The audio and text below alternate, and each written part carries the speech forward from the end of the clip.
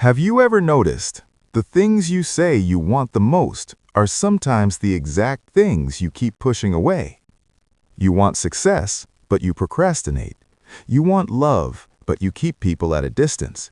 You want confidence, but you constantly doubt yourself. It's confusing, it's frustrating, and honestly, it makes you question yourself. Because deep down, you're thinking, if I truly want this, why do I keep getting in my own way? Here's the uncomfortable truth. Sometimes you don't sabotage what you don't want. You sabotage what you actually want the most. And the reason isn't laziness, it isn't weakness, it's psychology. Because when something really matters to you, it becomes scary. The more you care, the more you risk losing. And your mind doesn't always try to make you successful, it tries to protect you. So instead of pushing you forward, it quietly pulls you back. This is called self-sabotage, and most people don't even realize they're doing it. For example, you finally get an opportunity you've been waiting for. Suddenly, you start overthinking, you delay, you doubt yourself. You start telling yourself things like, what if I fail? What if I'm not ready? What if I embarrass myself? So instead of moving forward, you slow down. And the crazy part? It feels like you're being careful, but you're actually holding yourself back. Because your brain is trying to protect you from disappointment. If you never fully try, you never fully fail, and that feels safer.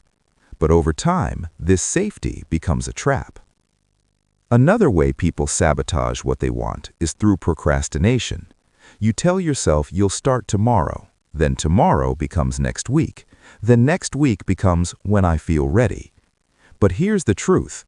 Procrastination is rarely about being lazy. It's usually about fear. Fear of failing, fear of success, fear of change, fear of being judged. Because once you start, things become real. And when things become real, they become unpredictable. So your mind delays, not because you don't want it, but because you actually care too much. There's also another subtle form of self-sabotage, and it's perfectionism. You want everything to be perfect before you begin. You wait for the right time, the right mood, the right idea. But perfectionism isn't really about perfection, it's about protection. If you never finish, no one can judge you.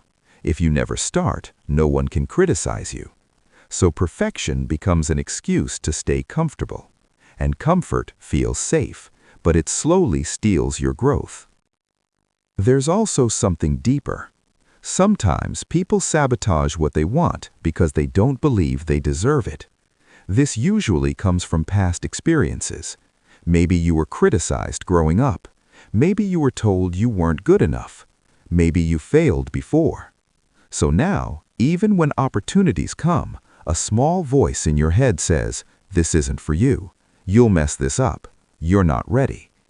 And without realizing it, you start pulling away from the very thing you wanted.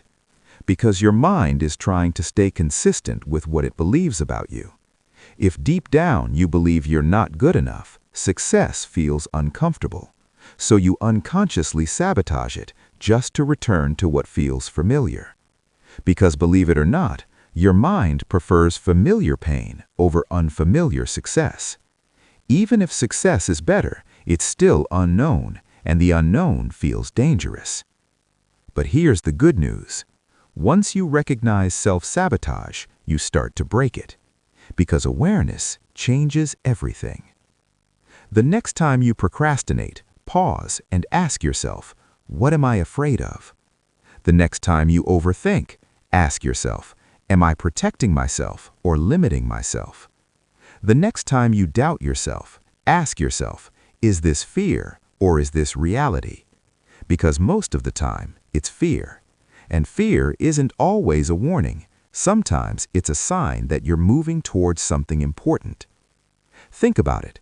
The things that scare you the most are usually the things that matter the most. Growth is uncomfortable. Change is uncomfortable. Success is uncomfortable. But staying stuck is even more uncomfortable in the long run. Because one day, you'll look back and realize it wasn't other people holding you back. It was fear. It was doubt. It was self-sabotage. And once you see it, you can choose differently. You don't need to feel ready. You don't need to feel confident. You just need to move forward, even with fear. Because the moment you stop sabotaging what you want is the moment your life starts changing. And sometimes, the biggest obstacle in your life isn't the world. It's the part of you that's afraid of becoming who you're capable of being.